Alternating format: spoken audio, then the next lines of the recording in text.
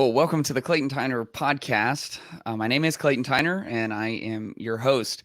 And you could probably find 43 million podcasts about how to have more peace in your life and how to get along better with people and how to take whatever feelings you have that are negative and stuff them as deep as you possibly can. You can find as many podcasts as you want about taking one for the team and, just really trying to do your best to avoid conflict at all costs. And by the end of our podcast today, I'm going to try and encourage you into at least one fight by the end of the week. I believe that we desperately need conflict and that most of the problems that we deal with in our relationships, in our parenting, in our jobs with our coworkers, as managers or leaders in our organization, most of them can actually be boiled down to being entirely too conflict avoidant. Now, I like to kind of put my cards on the table and try to be really honest about where I'm coming from because I'm not conflict averse, and I don't mind jumping into conflict. Now, it doesn't mean that I'm super comfortable every time I'm going to have a hard conversation with someone. But over time, I have grown to where I'm probably not going to lose sleep over that. And I know some people and even people very close to me who are very conflict avoidant and very conflict averse. And so I know that it doesn't weigh on me the same way that it weighs on them. And part of that is because over time, as you exercise conflict and as you learn the value of it, and as you hone your skills at making conflict safe and productive, you see the effects of it. And they are so tremendous. They really are.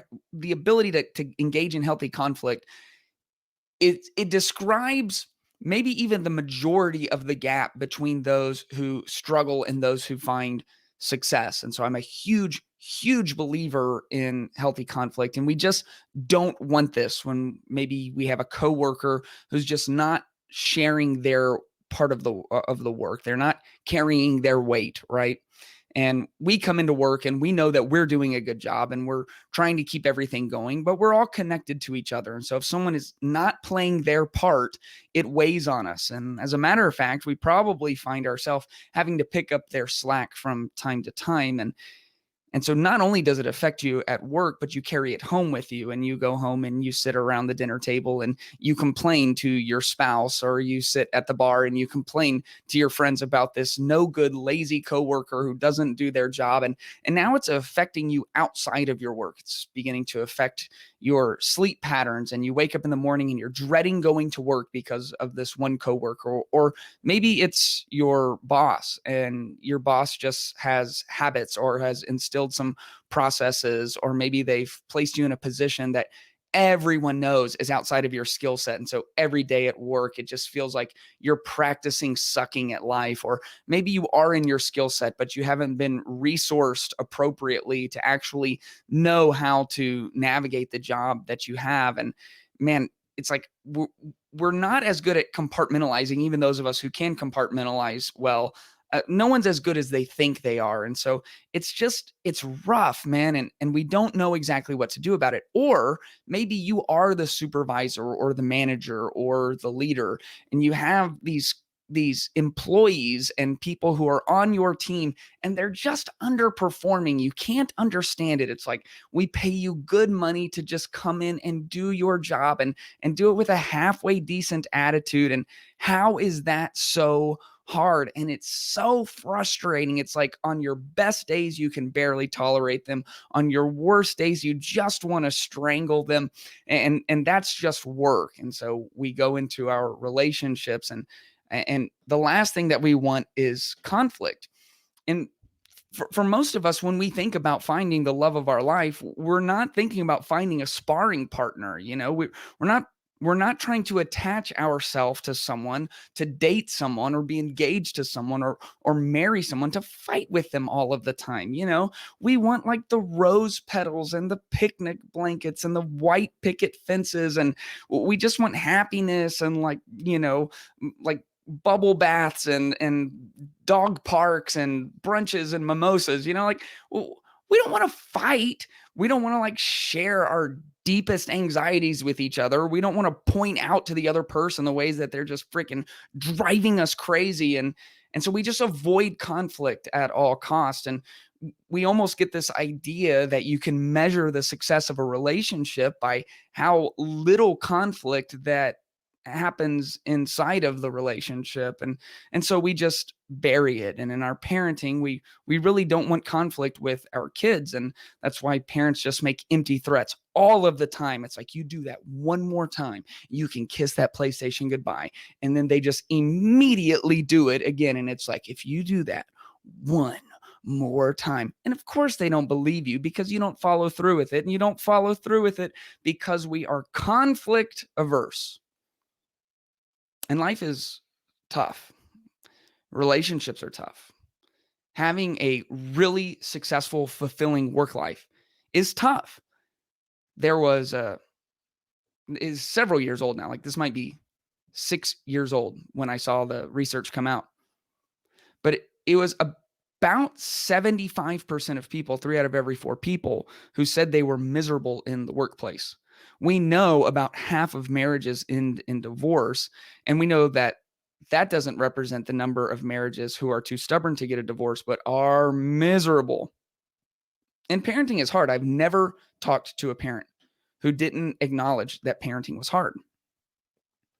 And those are 3 categories, but there's many others. And every social group has some conflict that is existing like right under the surface, you know? And every once in a while, when you've had like just enough shots of tequila, like all that conflict comes to the surface and it's one big blowout. And then everyone goes home and pretends it didn't happen. And the next time you hang out, you don't bring it up. And you just push it back down under the surface because it's uncomfortable. And you think that you're bad friends if you're fighting all the time. And so I don't know exactly how it's happened, but we've been sold a lie that conflict is necessarily bad, and that if you are experiencing a lot of conflict in an area or aspect of your life, then that means you are unsuccessful in that. An unsuccessful marriage has a lot of conflict. Unsuccessful friendships, an unsuccessful workplace is a place that has high tension, high conflict. I'm here to make the case that that couldn't be further from the truth. In fact, conflict is really the only path to clarity. And we haven't talked a lot about clarity on the Clayton Tyner podcast. We explore what matters. And what we try to do is we try to dive as deep as we can.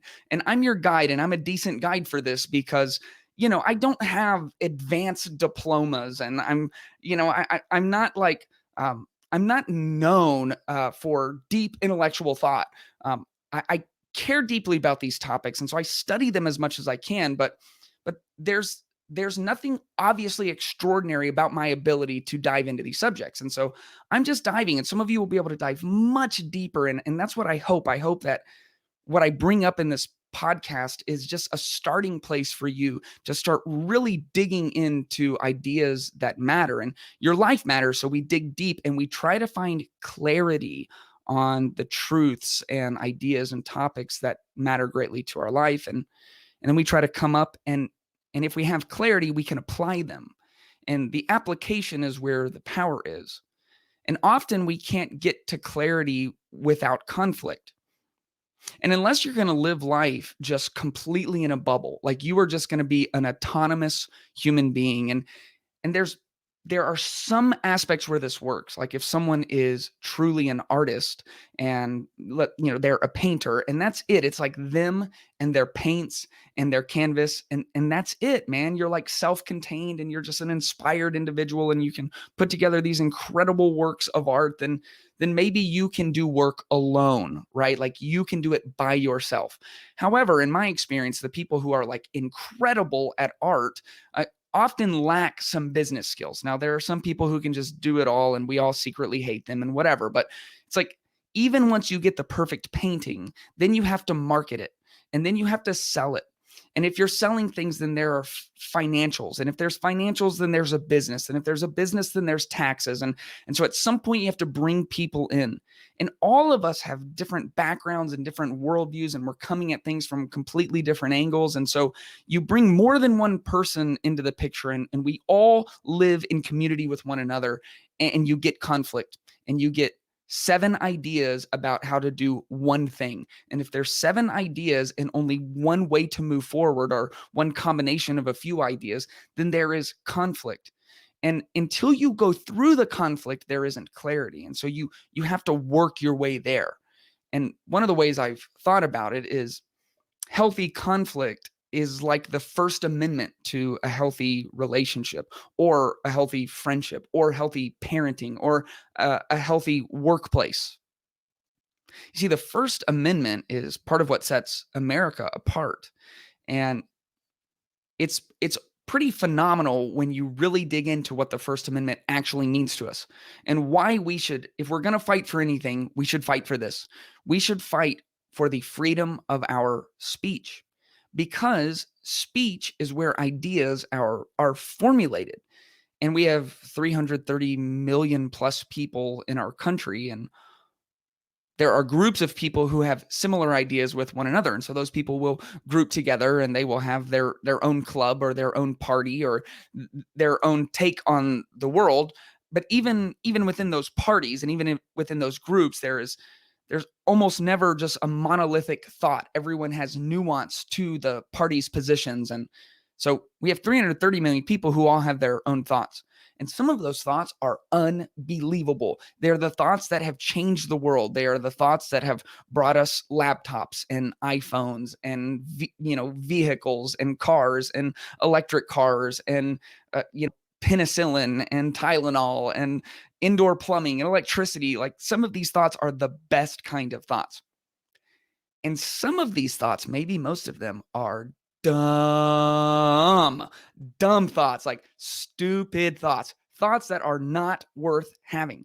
And so how do we determine what thoughts are worth having and what ideas are worth pursuing? We have to talk about them, and we bring them into the public sphere. And this is how the country was shaped. When you really take some time and you read about the founding fathers of the country, and the people who put together the founding documents and declared our independence and all of those things, what you see is all of them had vastly different ideas of how to set this thing up. And the way that they figured it out is everyone had the freedom to put their ideas on the table.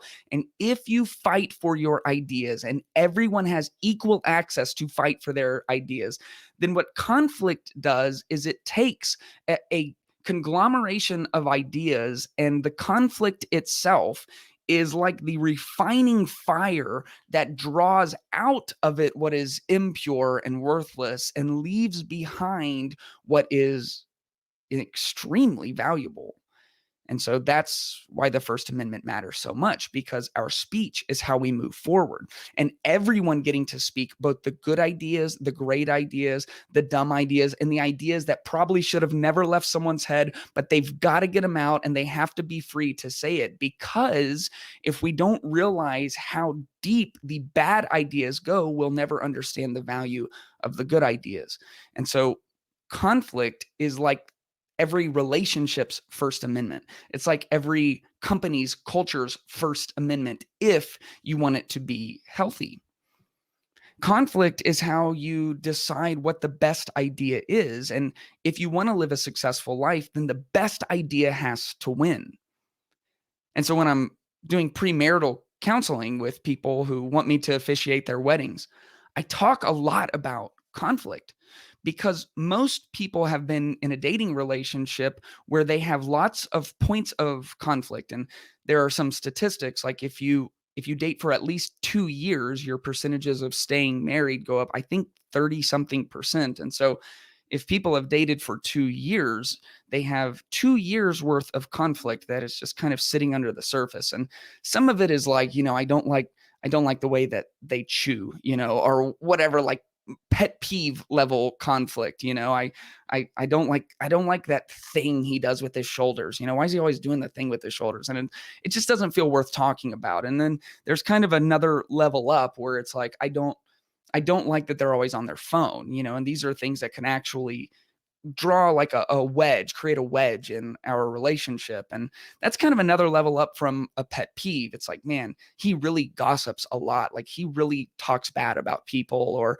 she really puts herself down a lot. And I don't like that. But you haven't had the fight, because you're dating and like now you're engaged, and that's not how you want to spend your time in battle with one another. And then there's like the next level of things that can end a marriage really quickly. And maybe he has a pornography habit and about it, and he's kind of like downplayed it and acts like it's not really a big deal, or she still talks with one of her exes like all of the time and is playing the game of like, oh, he's just one of my best friends now. And it's like that's going to be a big problem. And so there's all these different levels of conflict. And what I find a lot of times in premarital counseling is it's like all of those things are existing below the surface.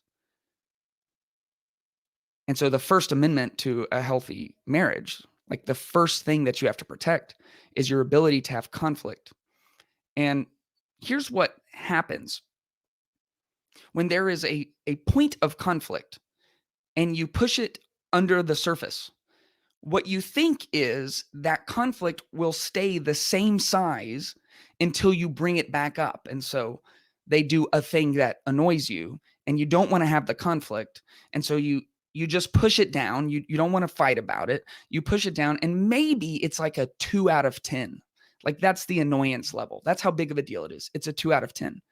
And you might think that if you just push it down and bring it up in a year or 2 years or 5 years, that it will still be a 2 out of 10. And I don't know exactly how to explain this, but I can tell you it doesn't work that way. As time goes on, this thing that is existing under the surface grows in magnitude. And by the time it surfaces, usually outside of your control in a fit of rage, this thing that was a 2 out of 10 is now an 11 out of 10. And so how do most marriages end? Most marriages, if there wasn't like an obvious affair or some kind of abuse, they end with irreconcilable differences.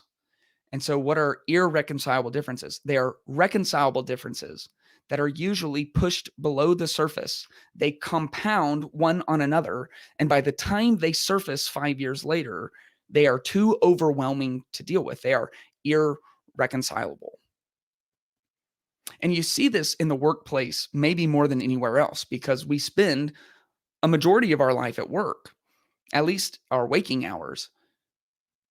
And most work environments are like a field of landmines of conflict that has been pushed under the surface. And here are some ways to know that there is unresolved conflict that is festering and growing and destroying clarity. And clarity is key. If you want to run a great business and you want to have great teams that lead to a great product or service, everyone has to be clear. And if there's unresolved conflict, there's no way to get all of the way to clarity, because it means that you have people with different ideas who aren't willing to communicate them to one another. So if there's always a meeting after the meeting, that means there's unresolved conflict. And you see this all of the time where you have a meeting, and that's the actual place to raise a hand and raise a voice and say, I really feel like we keep trying to push this same product and we've never seen success. And it's like, you're absolutely right. And everyone knows you're right. And everyone's on the same page, but no one will say it. And so you just push it down.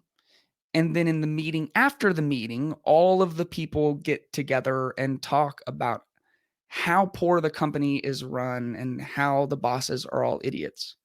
Sometimes the meeting after the meeting is the mid-level managers all getting together and just simply talking about all of the problems they have with all of their employees that they will never actually make those employees aware of, so that they might have a chance to do something to fix it. The meeting after the meeting can be groups of parents all coming together and talking about how much they dislike their children.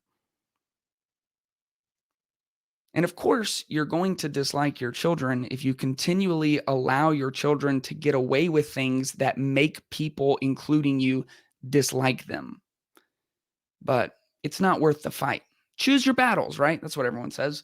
Choose your battles. And that's true. And I'm not conflict averse. So I have actually had to learn that. You can't fight every single battle.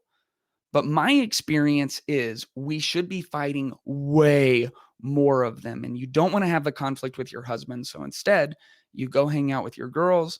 And then together, you all talk about all the things about your husbands that drive you crazy. And the husbands don't want to have the conflict with the wife. And so instead, they go hang out with the boys. Everyone talks about all the things their wives do that drives them crazy. And what if you are healthy conflict away from the clarity that would lead you to a thriving, passionate, loving marriage and to an incredible experience of parenting kids who are your best shot at the best relationship that you could ever have? And what if you're just some healthy conflict away, this first amendment to our lives, to having the clarity of knowing how to thrive at work, enjoy your coworkers, support your supervisors, love the people that you manage, lead them well, and do something significant with the company or organization that you work for. And so we don't want conflict, but we do want better marriages. And I'm here to tell you, you're not going to get one without the other. And we don't want conflict, but we want well-behaved kids who we enjoy being around. And you're not going to get one without the other. And we don't want conflict, but we want a job that we don't absolutely just have deep, overwhelming disdain for. And I'm here to tell you, you're probably not going to get one without the other. And so what we talk about at MetaChurch is emptying the bucket. This is actually one of our values. And it's a metaphor, and the bucket is filled with whatever offenses that we take. And we all take offense.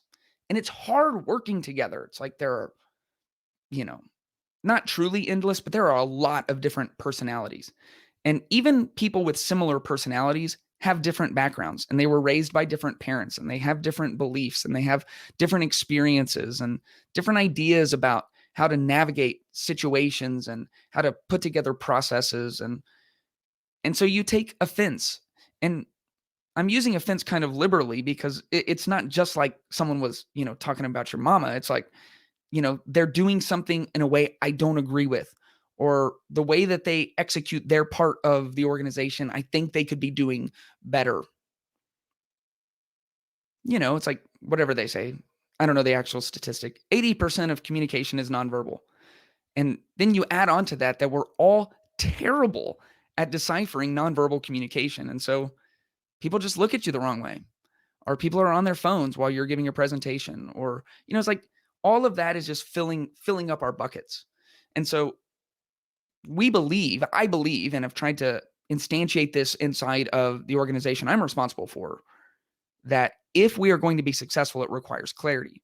And if we're going to have clarity, it requires all of us emptying our buckets. And so we spend a lot of time talking about that, about the power and the validity of healthy conflict. And even as an organization that highly values it and that strives towards it as an ideal that we believe in, you have to believe in this to be a part of the MetaChurch staff.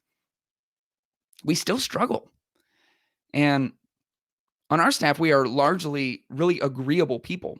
And people who have the personality trait of agreeableness struggle with conflict. They're usually conflict averse. And so it takes a tremendous amount of intentionality. And how do you know? How do you know if it's actually an offense? How do you know if there's actually offense filling up your bucket? One of the things that I try and give as a measurement of whether or not we're holding an offense is the idea that if you do not speak it out, you will act it out. And so are you acting out of character? Are you feeling towards someone in a way that you wouldn't want to feel towards them if you had your way? The truth about conflict, the truth about carrying these offense in our buckets, whether it's missed expectations, arguments, difference of opinion, the truth is, if you don't speak it out, if you don't empty that bucket, you will act it out. And when you act it out kind of depends on how much self-control you have. And some people have tremendous amounts of self-control. And I always really envy those people, some people have very little self-control and they're going to act it out almost immediately, but no one is good enough. And if you think that you can bury all of your conflict and you can just be this sacrificial figure who can just take on all of the conflict and all of the missed expectations and all of the misunderstandings and all of the differences of opinion, and you're just such a martyr that you're going to carry all of those things forever, you are wildly overestimating yourself. If you do not speak it out, give it time, and you will act it out.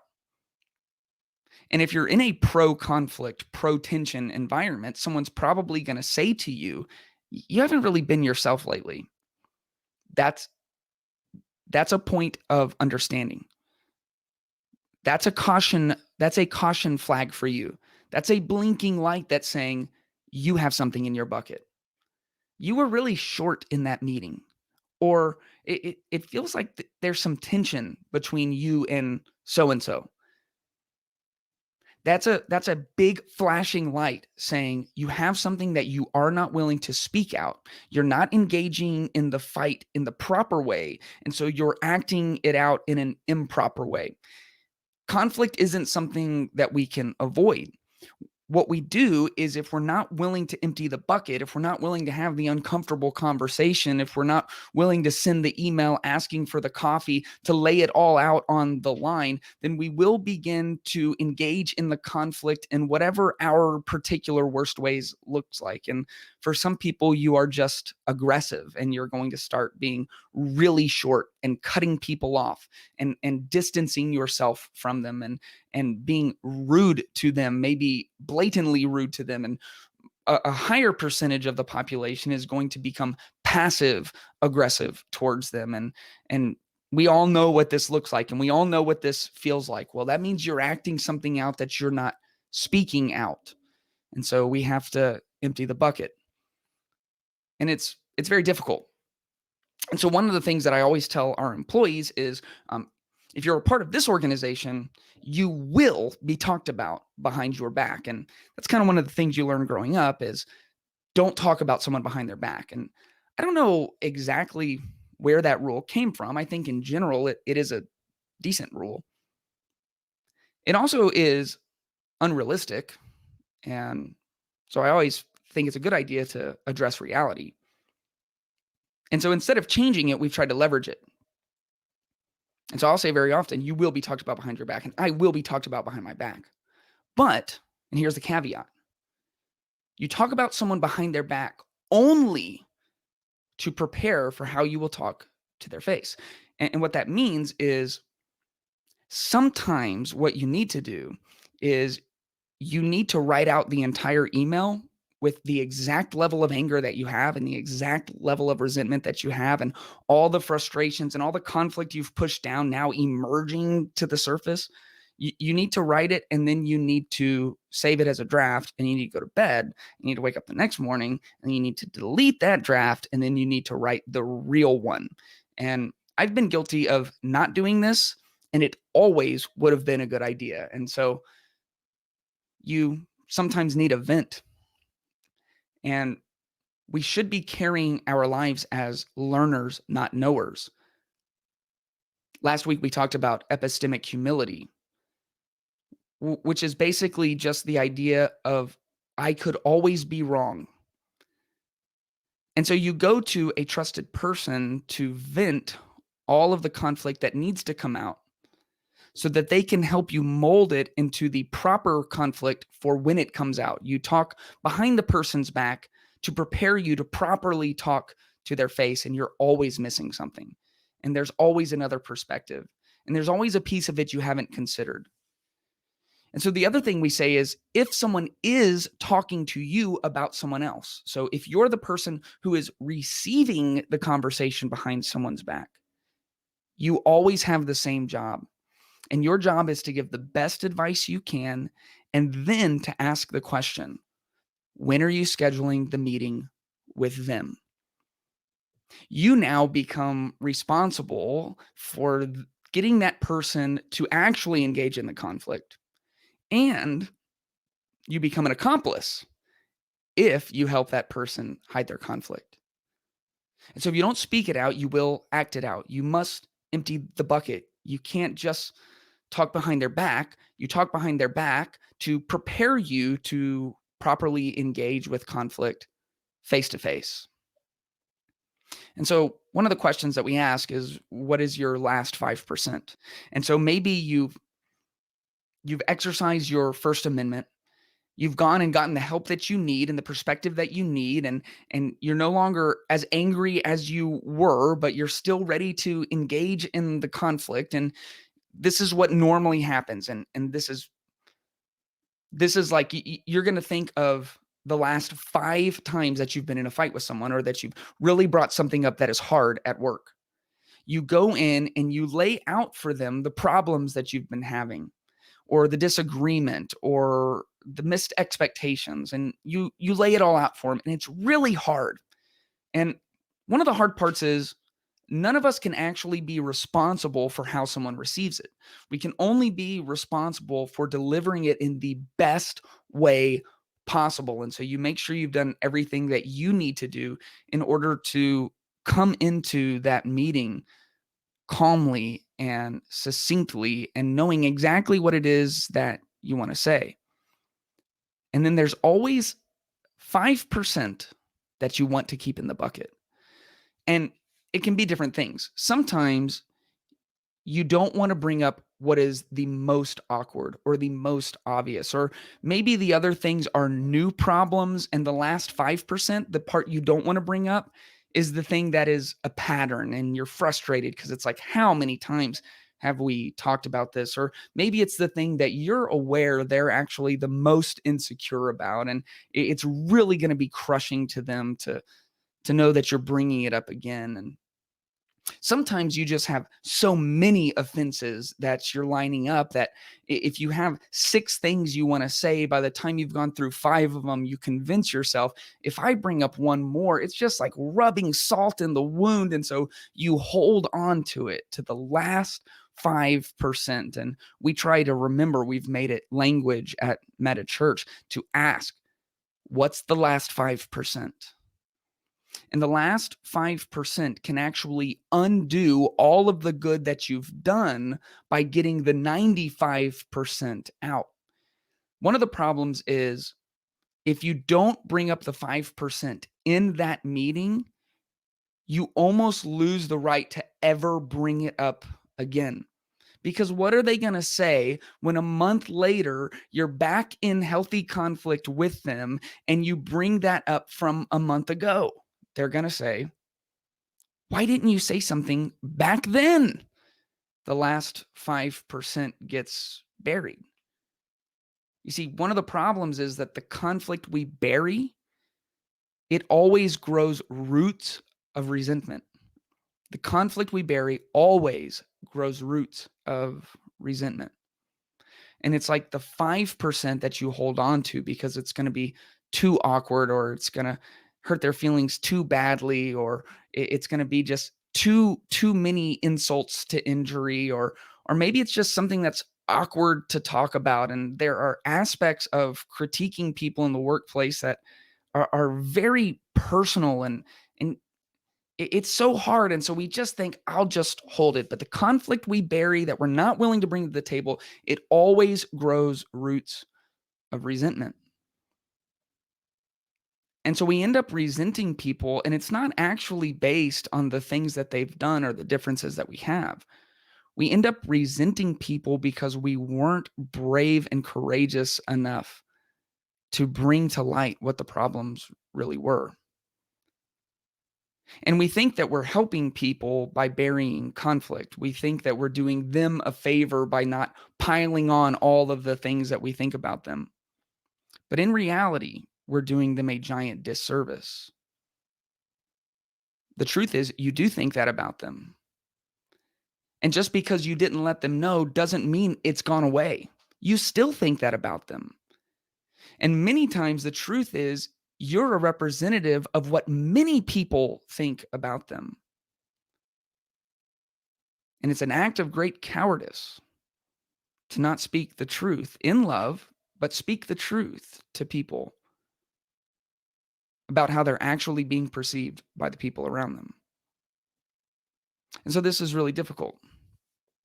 We all have a lot of expectations. And when we come into our marriage, we're bringing two lives together in the most significant way that you can possibly bring two lives together. The Bible says that the two become one person, one flesh, one relationship, one union under one house. And so you are not your wife, and your wife is not you. You're two different people with two different backgrounds and two different opinions on more things than you have agreement on. And even the couples who agree the most, it's like, what is up with these people? They like have the same brain.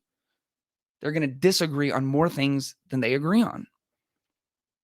We're just different people. And so the question is, will we get to the point of clarity in our marriage, clarity about our roles and expectations? And in your first 5 years of marriage, what the expectations are might be vastly different than what they are between years 5 and years 12. And that might be vastly different than what it is between years 12 and years 25. And things are changing. And when you're, honeymoon couples and you're childless, expectations are way different than when all of a sudden you bring one kid in and then two kids in and maybe 3 or 4 kids in. And it's way different when you're both part-time employees at different places than when someone's full-time, than when someone stays home with the kid, or then when you go back into the workplace, and you will have different ideas and different opinions about all of these things. Who does what around the house?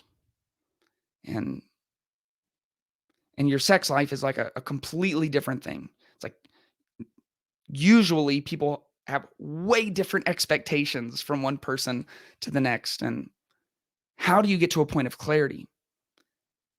Part of the human condition is when we don't have clarity, it's nearly impossible for us to thrive.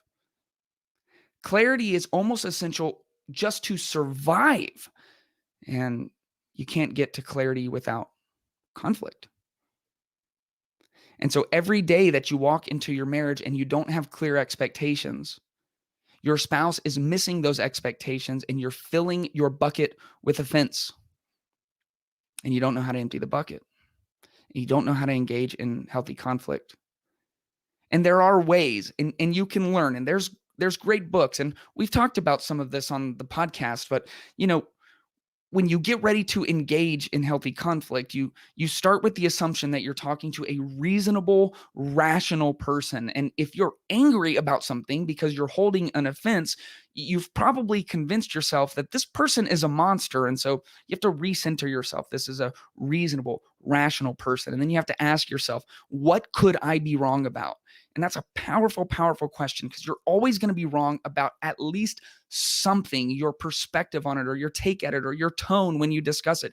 You're going to be wrong about something. And so figure that out ahead of time so that you can come in and have a fair conversation and a fair fight, and think about what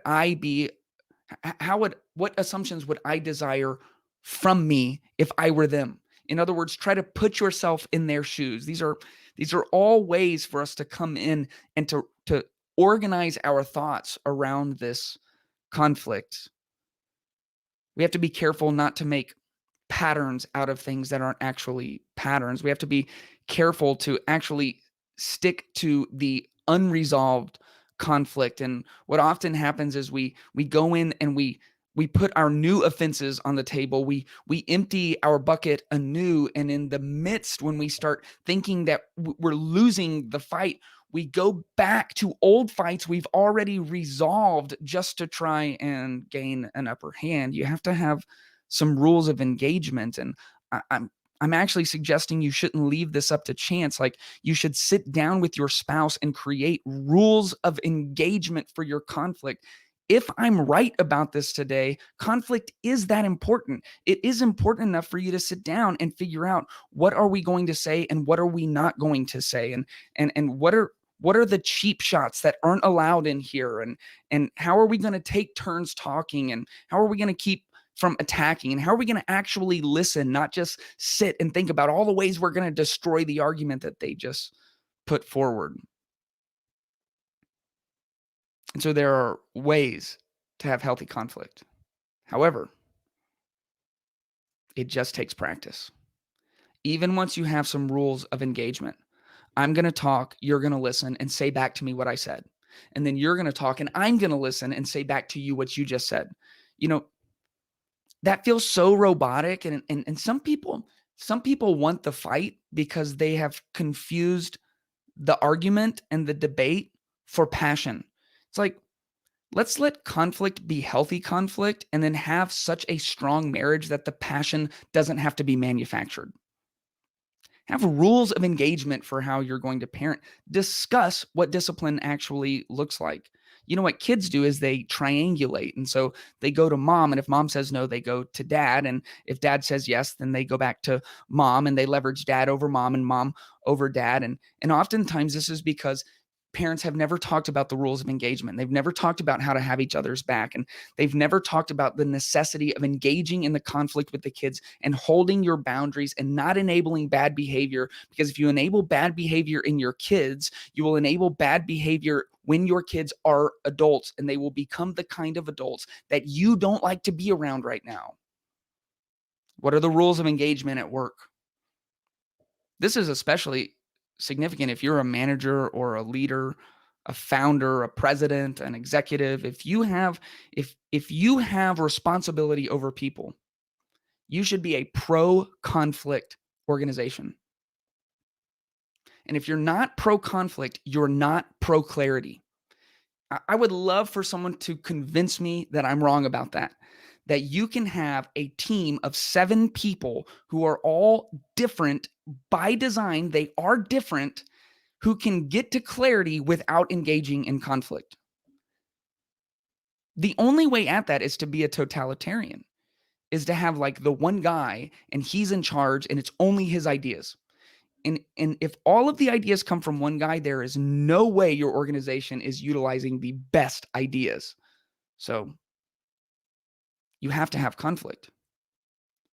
And when someone is missing expectations or engaging in behaviors that are causing offense with their coworkers or their social circle, if you have someone who's in your friend group whose behavior or whose apathy or whose sharp tongue is causing dissension among their other friends, the most dishonoring, unloving thing you could do is never let them know. The way to honor someone and love them and show them grace and be in their corner is to share the uncomfortable truths, to empty the bucket and to empty it all the way, including the last 5%. And there's almost always the last 5%. The one thing that it's like, I'll tell them these 2 things, but I cannot get my mind around how to tell them this. That's the last 5%. And it's usually what's most important. And if it's not addressed, it's the thing that will drive such a significant wedge in your marriage that it might not make it, such a significant wedge in your parenting that you might be the cause of your child not meeting their potential, such a significant wedge in your friend group that you might lose lifelong friends, such a significant wedge in your organization that your products or services don't actually get out to the communities and to the people that need them. If you do not speak it out, you will act it out. And we have all been sitting in a group of friends where there is so much conflict that is being stuck down below the surface. It is being buried, and you can see the roots of resentment beginning to flower. And it's like, wow, did all these people hate each other? Like, why are y'all on vacation together? This is crazy. Why do y'all work together? Why are y'all dating? Why do these parents have such harsh relationships with their kids? There is conflict there. And you can push it down and it will result in resentment. And to be resentful is one of the worst places that you can find yourself in life. And so the conflict is uncomfortable. But what it leads to is unbelievable. What it leads to is a deep sense of fulfillment. You imagine when you're going to have an uncomfortable conflict conversation that it is going to be the worst thing you've ever walked through. And I've been in some pretty bad ones, but 99% of the time they go significantly better than you imagined that they would go. And what you find is that at some level, and it's usually a subconscious level, the person ultimately feels honored by your willingness to show them their blind spot or to point out how they are losing influence through their actions. You also always have to have the humility to come into conflict realizing it could be you. You might be the one who is wrong. This is especially true in a marriage because it's just two of you. It's a flip of a coin. There's a 50-50 chance that you're wrong. And usually what happens is they're a little bit right and a little bit wrong, and you're a little bit right and a little bit wrong. And if you will engage, if you will come in and with as much tact and grace as you can, fully empty the bucket. If you can be in a marriage where either through your own example or through clear conversations about the rules of engagement in your conflict, having a pro-conflict marriage, if both of you can do that, then instead of being a little bit right and a little bit wrong, you will be primarily right. And over time, you will be less and less and less wrong. You'll become more of the husband that your wife needs. She will become more of the spouse that you desire. You will run your house better. You will parent your children better. You will divide expectations more evenly. You will enjoy your kids better, not just while they're in your house, but as they grow into the kind of adults who were parented to be the kind of adults that other adults want to be around. If you can be a pro-conflict, pro-tension team, then your teammates can begin working together in meaningful, purposeful ways. You can wake up in the morning looking forward to go to work, knowing that if you do something that loses you influence, someone will honor you enough to empty their bucket and let you know, knowing that when there is tension and disagreement and dissatisfaction, that the conflict will be had to figure out the most right way forward. Healthy conflict is the first amendment to a healthy life. You're going to have a lot of great ideas in your life, and you're going to have a lot of really bad ideas. And how will you know the difference? It will only be if you're willing to put your ideas and to draw others' ideas into the refining fire of conflict. And this is where all that is wrong is brought out to the surface, and the beauty of what is right or the most right thing is valued and put forward. Marriage is really difficult. And when Katie and I got married, we had dated for 2 years and we had had our ups and downs, and we had had quite a bit of conflict before marriage. And a lot of that was that I'm not very conflict averse. And the first year of marriage is hard, and it was beautiful. And, I had like dreamed for 2 years of waking up every day with Katie next to me. And we really believed we couldn't be more in love. And I'm happy to say that the better part of a decade later, um, we are so much more in love that it's hard to even imagine where we were at before. And we didn't get there magically. We got there through significant conflict. And I can be a very hard person to live with. And in episode 0 of the podcast, I talked about how I am a daydreamer. And I don't know how to turn it off. It's like there are like programs running all of the time. And that has some real consequences in like just everyday application of life and getting stuff done and remembering things and And so I've tried to mechanize as many of those things as possible and really keep a calendar, because I have responsibilities as a husband and as a parent of 3 children. And Katie has been so patient and so gracious. And I look back, and 90% of any growth I've had over our marriage has come through Katie being willing to come in vulnerably and empty the bucket. And there have been times where I've thought she's wrong, and there may even have been 1 or 2 times that she was wrong. And man, I've been wrong a lot. And how do you know if you don't have the conflict? How do you get the clarity? And there's been things that she has brought to me that once I realized how I was affecting her and how I was making her feel, it was heartbreaking to me.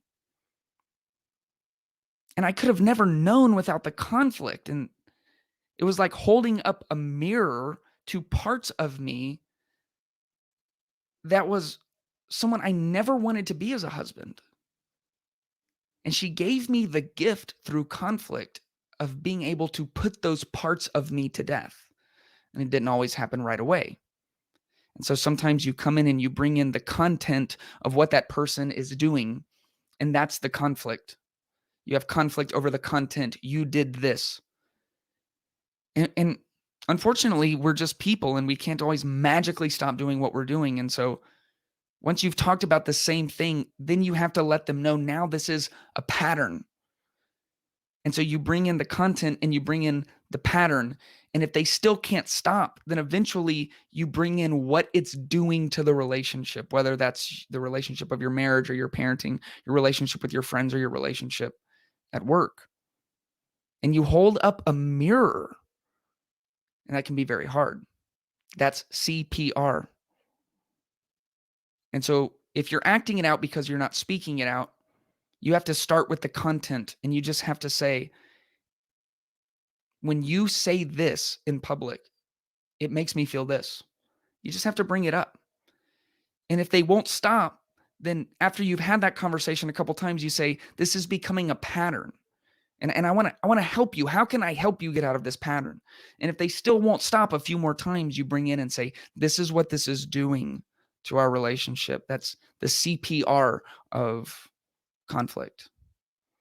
Conflict is the path to clarity, and you need clarity, not just to survive, but to thrive, to live a life of purpose, to have a sense of fulfillment, to really know where you're going and how you're navigating your way there. You need clarity to be a good parent. You need clarity to have a thriving marriage. You need clarity to be a good teammate, a good manager, or a good leader. You need clarity to have good friendships. And you can't get to clarity if you're not willing to go through the conflict. I'm so glad that you guys joined us this week. It's a little bit of a shorter one, so I hope everybody is excited about that. I want to encourage you guys to subscribe. If you're watching this video on YouTube, then you can like it, you can subscribe, and hit the notification bell so that you'll know when new content comes out. Those subscriptions are especially helpful to the YouTube algorithm and getting this out. If you're listening on any of our audio platforms, Apple Podcasts, Google Play, Spotify, Pandora, make sure you're also subscribed on those so you know when it comes out. Use your voice and your influence. You can share this podcast on social media, and you can just share it with people in real life. I love you guys. I hope to see you.